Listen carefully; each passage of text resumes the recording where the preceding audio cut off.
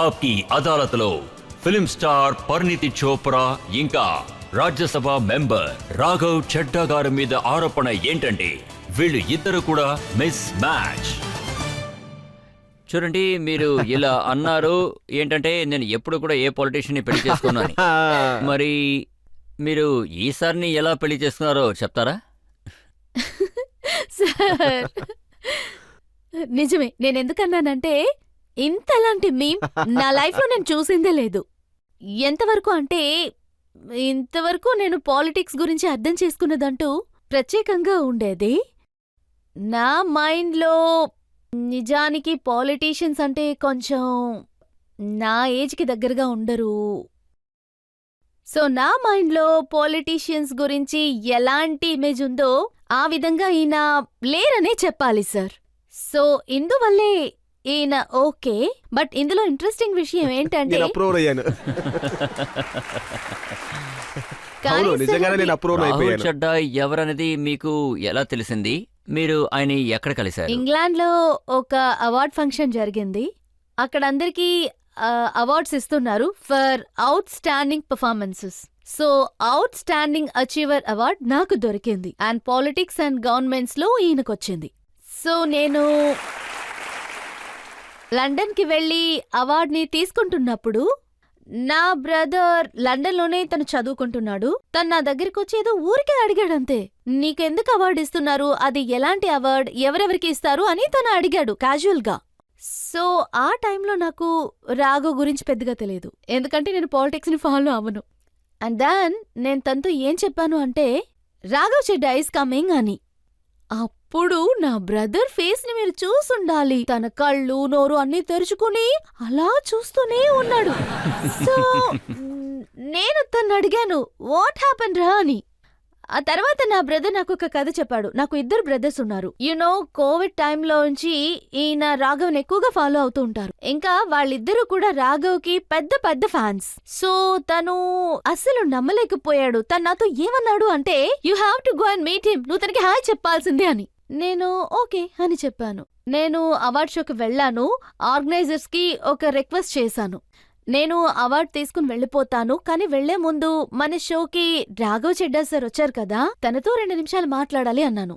అందుకు ఆయన ఏమన్నారంటే, యా మ్యామ్ అఫ్ కోర్స్. అప్పుడు నేను బయలుదేరేటప్పుడు ఆర్గనైజర్ ఏమన్నారంటే, నేను ఆయనతో ఏమన్నానంటే నాకు ఇంట్రడ్యూస్ చేయండి అని. అప్పుడు ఆయన ఏమన్నారంటే, మ్యామ్ ఆయన మీ వెనకే ఉన్నారు అని. అప్పుడు వెనక్కి తిరిగి చూస్తే రాఘవ్ నా వెనకే ఉన్నారు. నేను ఆయన దగ్గరికి వెళ్ళాను, కానీ ఆయనతో ఏం మాట్లాడాలో తెలియలేదు. దెన్ నేను హలో, నేను పరిణీతి అన్నాను. And my brothers are big fan for you sir అన్నాను. తనేమన్నారంటే హౌ స్వీట్ అని అన్నారు. నేనేమన్నానంటే okay anyway we will catch up అన్నాను. మనం అందరితో అంటుంటాం కదా keep in touch, we will catch up అని క్యాజువల్ గా అంటూ ఉంటాం కదా, అలా అన్నాను. కానీ నేను చెప్పాను, నేనేమన్నానంటే కీప్ ఇన్ టచ్ అని అనగానే ఆయన రేపు నేను బొమ్మే వస్తున్నాను కలుద్దాం అని అన్నారు.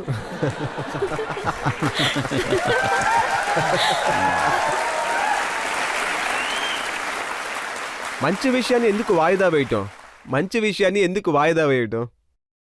అప్పుడు నేను కూడా ఈయనకి వెంటనే ఓకే అని చెప్పేశా. సో నెక్స్ట్ డే మార్నింగ్ ఒక అబ్బాయి ఒంటరిగా పిలిస్తే ఏ అమ్మాయి విడిగా వెళ్లరు కదా. నేను నా 3 మేనేజర్స్ని నాతో తీసుకువెళ్ళాను. నా మేనేజర్స్ 3 ఉన్నారు. ఆయన కూడా తన ఆర్గనైజర్ని తీసుకొచ్చారు. ఇదేదో డేట్ కోసం కలిసినట్టు లేదు, ఏదో మీటింగ్ కోసం ఒక 10-15 మంది మీట్ అయినట్టు. నేనేమన్నానంటే విచిత్రంగా ఉంది, నన్ను రమ్మని చెప్పి ఒక సైన్యాన్ని తీసుకొచ్చారు అన్నా. నేనిప్పుడు ఒక పెద్ద సినిమా స్టోరీ చెప్తాను వినండి. అదేంటంటే మేం వరల్డ్ లో ఉన్నటువంటి అన్ని విషయాల గురించి మాట్లాడుకున్నాం, అన్నిటి గురించి, చివరికి మెడిటేషన్ గురించి కూడా మేము మాట్లాడేసుకున్నాం. నేను స్కూబా డైవింగ్ గురించి అన్నాను, తను మెడిటేషన్ గురించి మాట్లాడారు, మొత్తం అన్ని మాట్లాడుకున్నాం. అందులో తప్పే ఉంది. తర్వాత చూస్తే 1 గంట ఎలా గడిచిందో తెలియలేదు. సడన్ గా ఏమన్నారంటే, చూడండి నాకు చాలా ఆకలిగా ఉంది, నేను తినడానికి వెళ్తున్నాను అని అన్నారు. టక్కున లేచి అలాగే వెళ్ళిపోయారు సార్. వెంటనే చపాతీ కూర్మా ఇవి ప్లేట్లో వేసుకొచ్చారు. నేను అలాగే చూస్తూ ఉన్నాను. మనం ఫస్ట్ టైం కలుసుకున్నాం కదా, సో నాకు కొంచెం ఒకలా ఉంటుంది కదా, మనల్ని మనం ఫుల్గా ఎక్స్పోజ్ చేసుకోం ఫస్ట్ మీటింగ్ లోనే, తెలుసు కదా. ఈయన ప్రత్యేకమైన వ్యక్తిలా ఉన్నారే. సో అప్పుడే సార్ నా మనసులోకి ఒక ఫిల్మీ మూమెంట్ వచ్చింది. ఈయనేమో ఫిల్ చేసుకొచ్చిన కంచెలో ఉన్నవన్నీ ఐటమ్స్ ని తినేస్తున్నారు. నేను అలా ఆయన్ని చూస్తూ ఉండిపోయాను. ఆ తర్వాత గాయస్ ఫిల్మ్ స్టైల్లో చెప్తారు కదా, అంటే నా మనసులో ఒక గంట కొట్టింది. నాకేమనిపించిందంటే I'm going to marry this guy.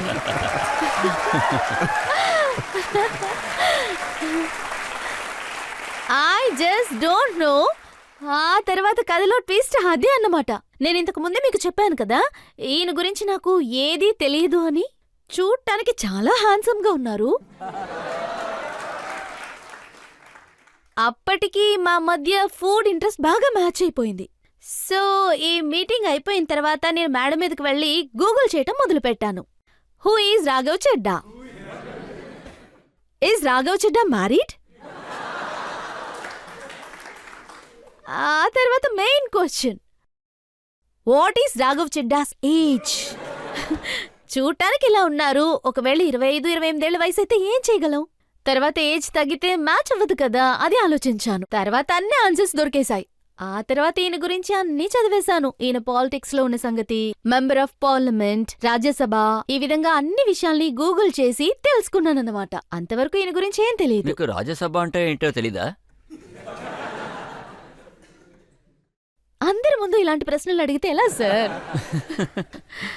నాకు తెలుసు గాయస్, తెలుసు. గూగుల్ ద్వారా తెలిసిందా? అవును, గూగుల్ కి తెలుసు. సో ఎనీవే గాయస్, నేను చాలా గూగుల్ చేశాను, అన్ని తెలుసుకున్నాను. ఈయన్నే పెళ్లి చేసుకోవాలని డిసైడ్ అయిపోయాను, అంతే సార్. సో రాఘవ్, మీకు పరిణితి ఎవరో బాగా తెలుసు. ఇష్క్ జాదే సినిమాలో హీరోగా చేసింది ఈవిడ అనే విషయం కూడా తెలుసు. మీకు ఇది కూడా తెలుసు, హసీతో ఫసీ. నాకు బాగా తెలుసు. ఇంకా ఎప్పుడు మార్నింగ్ కలుసుకుందామని చెప్పారో నేను అప్పటి నుంచి ఎదురు చూస్తూ ఉన్నాను కలుసుకోవడానికి. ఛాన్స్ అస్సలు మిస్ చేయకూడదు, ఎలాగైనా మీట్ అవ్వాలనిపించింది. సో మేము మీట్ అయ్యాం. కానీ దాని తర్వాత చూసారంటే మేము కలుసుకోవటం చాలా ఎక్కువయ్యింది. విదేశాలకు వెళ్ళిపోయారు, మళ్ళీ ఇండియాకి తిరిగి వచ్చారు. డైరెక్ట్గా షూటింగ్కి పంజాబ్కి వచ్చారు. నేను అక్కడ పని చేస్తూ ఉన్నాను, అక్కడ మా గవర్నమెంట్ ఉంది. ఆ తర్వాత మేము కలుసుకోవడం మొదలుపెట్టాం. ఆ తర్వాత మెల్లమెల్లగా డెవలప్ అయింది. ఎవరికి తెలియకుండా మీట్ అవుతారా లేదా ఓపెన్ గా? మొదట్లో ఎవరికి తెలియకుండానే కలుసుకున్నాం. నాకు బాగా గుర్తుంది, మొదట్లో ఎవరికి తెలియకుండానే మేము కలుసుకునేవాళ్ళం. నాతో ఎంతమంది ఉన్నారో అంతమందికి నేను చెప్పొచ్చేవాడిని, మీరు ఇక్కడే రెస్టారెంట్లో కూర్చొని నేను బయటికి ఒకరిని కలవటానికి వెళ్తున్నానని. నాకు బాగా గుర్తుంది, నేను ఆ టైంలో బర్నాలోనే ఉన్నాను. అప్పుడు వాళ్ళు ఆలోచించి ఉంటారు, సార్ రాత్రి 8:30కి ఎవరిని కలవటానికి వెళ్తున్నారని. ఈమెకి షూట్ అయిపోయింది, ఈమె సెక్యూరిటీ అందరితో ఒంటరిగా వెళ్ళాలని చెప్పారు. అంటే నేను ఒంటరిగా ఒకరిని కలవటానికి వెళ్తున్నానని. ఈమె ఒంటరిగా బండిలో వచ్చారు. మేమిద్దరం వెళ్ళి ఒక అడవిలో కూర్చొని నేనేం చెప్పొచ్చానంటే, అంటే నాకు తెలిసిన వాళ్ళతో ఒక గార్డెన్ ఉంది. ఒక్క నిమిషం, మీ ఆలోచనకి పాజ్ పెట్టండి, మీ ఆలోచనని రివైండ్ చేయండి. అడవి లోపల కాదు, అది ఒకరి ఇల్లు, ఇంటి గార్డెన్ లో అక్కడ మొత్తం అడవిలాగే ఉంది కదా. నేనేం చెప్తున్నానంటే,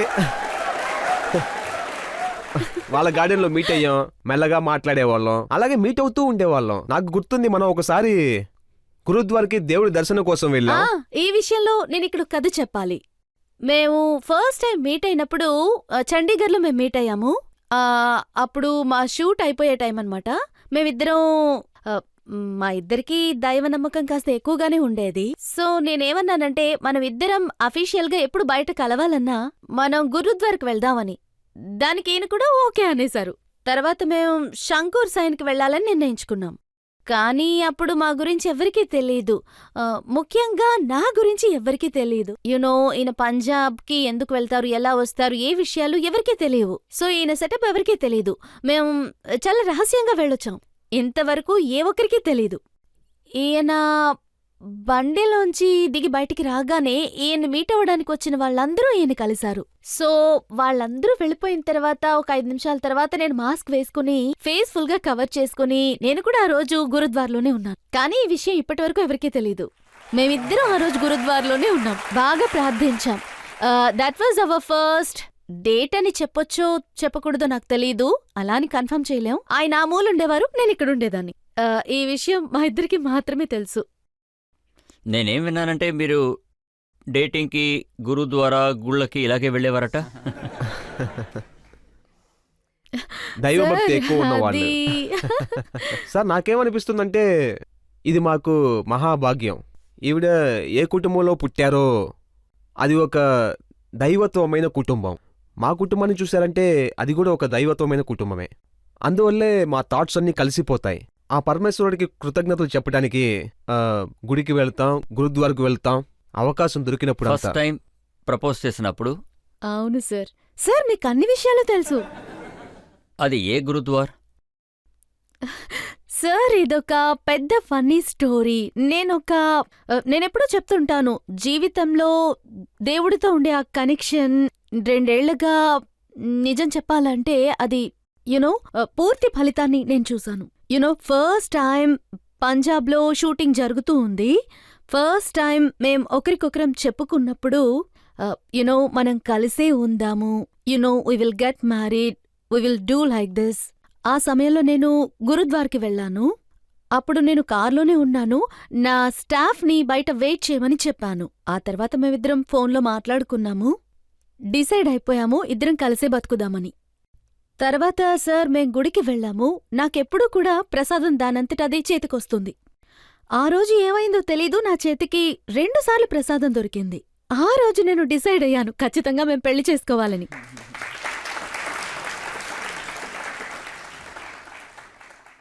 సో ఇప్పుడు పెళ్ళైపోయింది, కలిసి చాలా టైం స్పెండ్ చేశారు. ఇప్పుడు మీరు చెప్పండి, పరిణీతి గారు నటించిన 5 సినిమాల పేర్లేంటి? ఓ దేవుడా. సార్ 5 సినిమాలకు బదులుగా తనకు సంబంధించి 50 మంచి విషయాలు అడగండి, నేను చెప్తాను, ఖచ్చితంగా చెప్తాను. సినిమా పేర్లు మాత్రం అడగండి. నేను కూడా సపోర్ట్ చేస్తున్నాను. నాలో నచ్చిన వాళ్ళకి చెప్పండి చూద్దాం. ఖచ్చితంగా ప్రయత్నిస్తాను. నేమ్ ఇస్క్ జాదే, అది ఇప్పుడే కదా నేను మీకు చెప్పాను. Uunchai, Uunchai, Golmaal again, Golmaal again, Chamkila, Chamkila, Girl on the Train, అసి తఫాసి, కేసరి. ఓ చూసావా, వావ్. చెప్పాను చూసావా. సరే, ఇప్పుడు మీరు ఈయన పార్టీలోని 5 లీడర్స్ పేరు చెప్తారా? ఓరి దేవుడా. ఏమికి తెలుసుండొచ్చు. అరవింద్ గెజర్వాల్ కరెక్టే కదా. మనీష్ సిసోడియా. చీటింగ్ కాదు, నేను చీటింగ్ చేయను. మనీష్ సిసోడియా, భగవంత్ మాన్, గోపాల్ రైట్, సంజయ్ సింగ్, సంజయ్ సింగ్.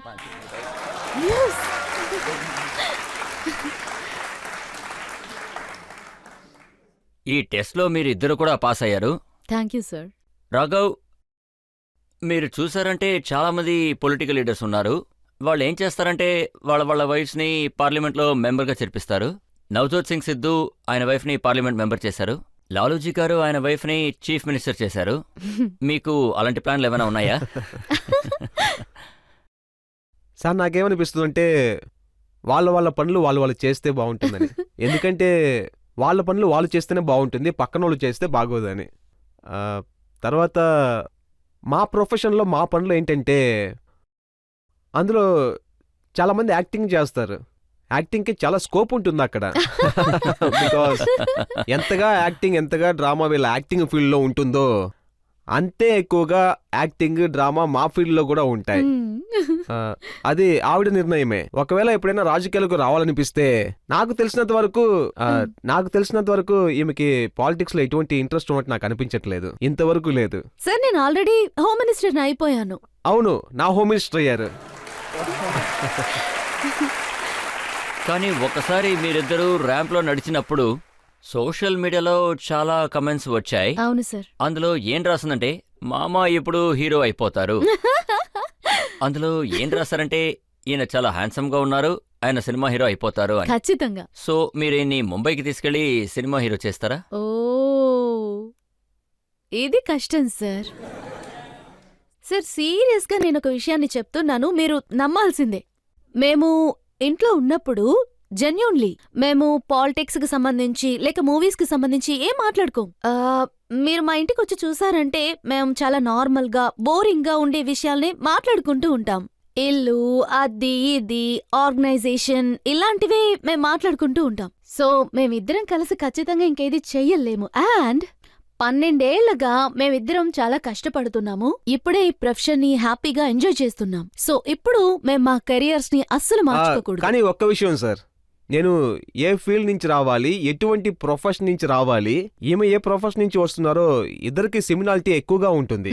మా ప్రొఫెషన్ లో కూడా ఖచ్చితంగా యాక్టింగ్ చేసే తీరాలి, వీళ్ళ ప్రొఫెషన్ లో కూడా యాక్టింగ్ చేయాలి. మా ప్రొఫెషన్ లో కూడా పాలిటిక్స్ ని చేసే తీరాలి. మా ప్రొఫెషన్ లో కూడా రాజకీయాలు ఉన్నాయి, వీళ్ళ ప్రొఫెషన్ లో కూడా రాజకీయాలు ఉన్నాయి. అది కూడా నాకు ఇప్పుడే అర్థమైంది.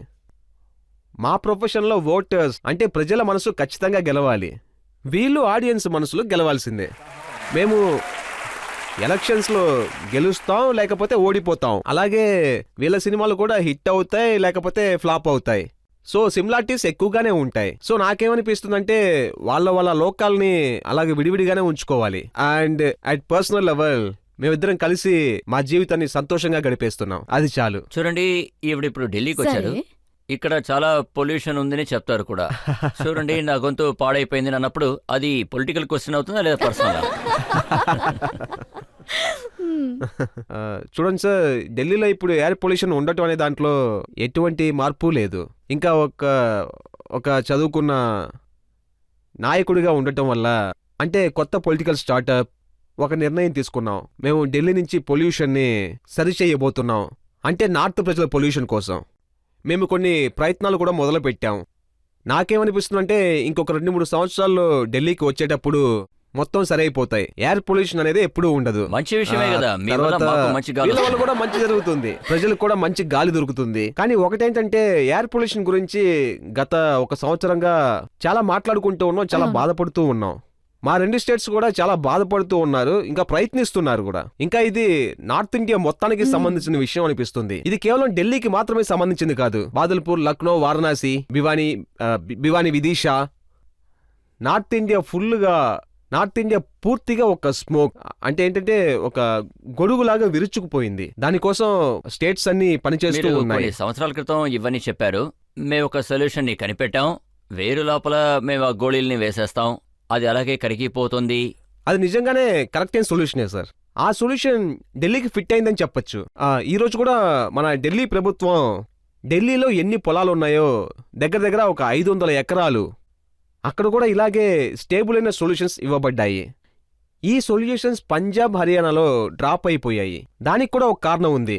హర్యానా ఇంకా పంజాబ్లో అదేంటంటే కోతలు మొదలుపెట్టినప్పుడు డబుల్ అంటే కలుపు మొక్కలని చెప్తారు. మొలిచి రావటానికి 10 నుంచి 12 రోజులైనా ఖచ్చితంగా పడుతుంది.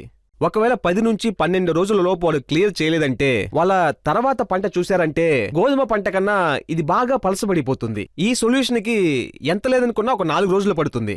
10 నుంచి 12 రోజుల లోపు రైతులకు మనం సొల్యూషన్ ఖచ్చితంగా ఇవ్వాల్సిందే. అది చాలా ముఖ్యం. అది ఫినాన్షియల్ కాంపన్సేటర్ మూల్యంగా అవ్వచ్చు, లేదంటే హ్యాపీ సీడర్ మిషన్ మూల్యంగా కావచ్చు. ఎలా ఉన్నా కానీ ఈ సంవత్సరం ఇంపోర్ట్స్ అండ్ స్టడీస్ ఏం చెప్తున్నాయంటే పంజాబ్లో 70% తక్కువగా అదేంటంటే స్టబుల్ బోన్ ఇన్సిడెంట్స్ గా చూడటం మొదలయ్యాయి. అన్ని రాష్ట్రాలు కలిసి ప్రయత్నిస్తూనే ఉన్నాం, సొల్యూషన్ దొరుకుతుంది. పరిణీతి గారు, మీరు రాఘవ్ గారికి చెప్పరా అక్కడ పొల్యూషన్ ఉన్నంత వరకు మీరు ముంబైకి వచ్చేయండి అని? సార్, ముంబైలో కూడా చాలా పొల్యూషన్ ఉంది. ప్లేసెస్ అన్నీ కూడా పొల్యూటెడ్ అయిపోయాయి. మేము యాక్చువల్లీ జెన్యూన్లీ ఈయన చెప్పినట్టుగా కేవలం ఢిల్లీలోనే కాదు, బాంబేలో కూడా ఈ విషయం గురించి మేము మాట్లాడుకుంటున్నాం. అది బాంబే ఒక కోస్టల్ సిటీ. అక్కడ ఎంత ఫ్రెష్ ఎయిర్ రావాలి అంటే ఇంకా దానికి సరైన సొల్యూషన్ దొరకలేదు.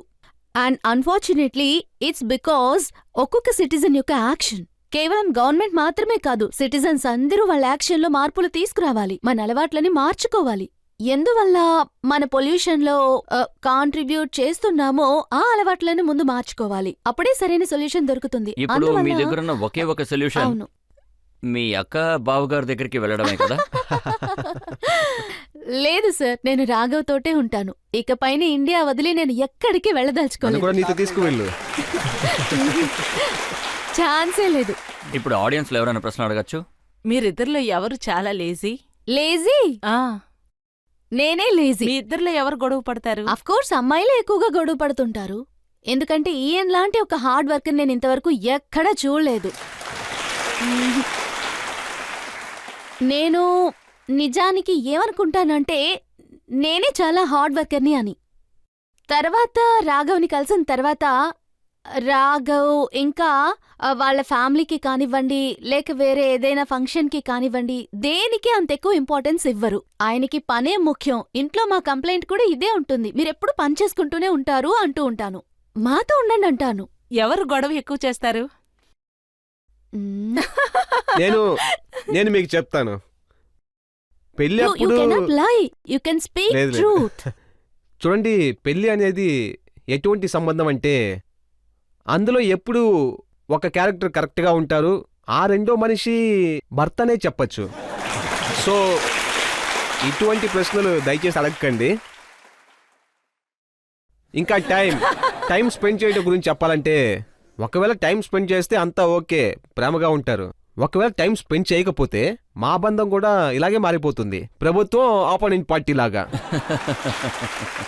అందులో ప్రభుత్వం అంటే ఎప్పుడు ఈమె, నేనెప్పుడు ఆపోనెంట్ పార్టీయే. మీకు ఇలా అనిపించట్లేదా ఈయన సినిమాలో యాక్ట్ చేయడానికి పూర్తిగా క్వాలిఫై అయిపోయారని? సార్, మేము బాంబేలో డైలాగ్ రైటర్స్ ని వెతుకుతున్నాము. ఈయనకి ఖచ్చితంగా అందులో జాబ్ ఉంటుంది, ఖచ్చితంగా. ఈయన స్కూల్ డేస్ లో ఒక ప్లేలో పాల్గొన్నారు. అలాగా? ఇది నాకు సుభాష్ కూడా అవును, తెలీదు. సుభాష్ వేషం వేశారు. అప్పుడు రియల్లీ? అవును, సార్, ఇది నాకు కూడా తెలీదు సార్. నా డైలాగ్ ఏంటంటే, నువ్వు నాకు రక్తాన్ని ఇవ్వు, నేను నీకు స్వతంత్రాన్ని ఇస్తానని. ఓ రియల్లీ సార్, చూడండి ఎంత బాగా మ్యాచ్ అవుతుందో. నేను కూడా నా చిన్నప్పుడు స్కూల్లో డ్రామాలు చేసేదాన్ని. అలాగే ఈయన డైలాగ్ ని నేను ఎప్పుడే విన్నాను. कि हाथ मत लगाना नहीं तो गोली मार అవునవును. ఎవరైనా ప్రశ్న అడగచ్చు. మీ ఇద్దర్లో రిలీజియస్ ఎవరు? ఇంకా రామ్ లలాని దర్శించుకోవడానికి అయోధ్య ఎప్పుడు వెళ్తున్నారు? ఓ, చాలా ఆశగా ఉంది, చాలా ఆశగా ఉంది. రిలీజియస్ అని చెప్పాలంటే మేమిద్దరం కూడా. మ్. ఇంకా నాకేమనిపిస్తుందంటే, మేబీ దైవత్వం, ఈ రిలీజియన్స్ అంటే దాని అవుట్లుక్ అది చాలా పర్సనల్. మేమిద్దరం దాన్ని పూర్తిగా నమ్ముతున్నాం. ఒక పెద్ద శివుడి భక్తులం. మా నాన్నగారు గత 40 ఏళ్ళుగా స్నానం చేసి వర్క్కి బయటికి వెళ్ళడానికి ముందు శివలింగానికి నీళ్ళతో అభిషేకం చేస్తారు. తర్వాత నేను కూడా గత 15 సంవత్సరాలుగా స్నానం చేసిన వెంటనే మొదటి పని ఇదే చేస్తాను, శివలింగానికి అభిషేకం చేయటం. ఇది ఒక దైవత్వమే చెప్పాలి. నేను దాన్ని ఫాలో అవుతున్నాను, ఇది ప్రయత్నిస్తున్నాను. ఇది నాకు మాత్రమే, పబ్లిక్ అస్సలు తెలియదు. మేమిద్దరం ఎప్పుడు ఒకలాగేనే. అవునండి, ఇప్పుడు మేము చూసారంటే నా పుట్టినరోజు వచ్చింది పోయిన నెల. అప్పుడు చూస్తే మేమిద్దరం కలిసి వారణాసికి వెళ్ళాం బాబా విశ్వనాథుని దర్శించడానికి. ఇంకా అక్కడ పూజ చేసి దేవుని దర్శించుకుని అర్చన చేసి వచ్చాం. ఇంకా ఇదొక ప్రత్యేకమైన విషయం. మీరు ఎప్పుడోకప్పుడు ఆలోచించుకుంటారు, పెళ్లి చేసుకుని మనం మరొకరితో జీవితాన్ని పంచుకోవాలనుకున్నప్పుడు మనం ఏమనుకుంటామంటే ఏ విషయంలోనూ మార్పు ఉండకూడదు అనుకుంటాము. మ్యారేజ్ తర్వాత ఏ చేంజ్ ఉండకూడదు అనుకుంటాం. బట్ నిజానికి ఇది కూడా అలాంటి విచిత్రమైంది. మేమిద్దరం కూడా రిలీజియస్, మా ఇద్దరికీ దైవభక్తి ఉంది, చాలా నమ్మకం ఉంది. సో ఆ విషయంలో మేమెప్పుడు డిస్కస్ చేసుకునే లేదు. వాళ్ళ న్యాచురల్ గా ప్రశ్న మేమిద్దరం ఏంటంటే కలిసే ఉంటాము. మీరిద్దరూ ఖచ్చితంగా ఖచ్చితంగా. అవునవును, అది ఖచ్చితంగా ఎన్నో వెళ్తాం. ఏళ్ల మాకు కాలానికి వెళ్ళటం చాలా మాకు. ఇష్టం. మేము ఎప్పుడూ అనుకుంటూ ఉంటాం అక్కడికి వెళ్ళకుండా వెళ్ళాలి అని. అస్సలు ఉండం. ఒకసారి వెళ్ళాలని కూడా అనుకున్నాం, బట్ అది మిస్ అయిపోయింది ఆ రోజు. కానీ ఖచ్చితంగా వెళ్తాం. చెప్పాలంటే నాకు వీడి గురించి బాగా తెలుసు, నా గురించి కూడా బాగా తెలుసు. పెళ్ళి అవడం వల్ల మేమిద్దరం ఒకరినొకరు బాగా అర్థం చేసుకున్నాం. మా ఇద్దరి జీవితాల్లోనూ ఒకే ఒక ఫిలాసఫీనే. నేనేవి డైలాగ్ చెప్పట్లేదు, నేను దీన్ని జెన్యూన్ గా నమ్ముతున్నాను. लल्लू करे कवलियां रब सिद्धियां पावे। సో మనుషుల వల్ల ఖచ్చితంగా తప్పులనేవి జరుగుతూ ఉంటాయి. కానీ మనం ఏ దారిలో వెళ్ళినా కానీ మనల్ని సరైన దారిలో నడుపుతూ ఉంటారు. అదే చెప్తుంటారు కదా. मेरा आपकी कृपा से सब काम हो रहा है, करते हो तुम कन्हैया, मेरा नाम हो रहा है। అదే ఇప్పుడు జరుగుతున్నది. రాఘవ్, ఇందులో అసలు అనుమానమే లేదు. మీ జీవితంలో చాలా కోయిన్సిడెన్సెస్ జరిగాయి రాఘవ్. ఇది కేవలం దేవుడు మాత్రమే చేయగలడు. ఖచ్చితంగా సార్, ఎవరి వల్ల మీరు కాదు. చెప్పింది మేము దాన్ని నిజమే. నమ్ముతున్నాం సార్.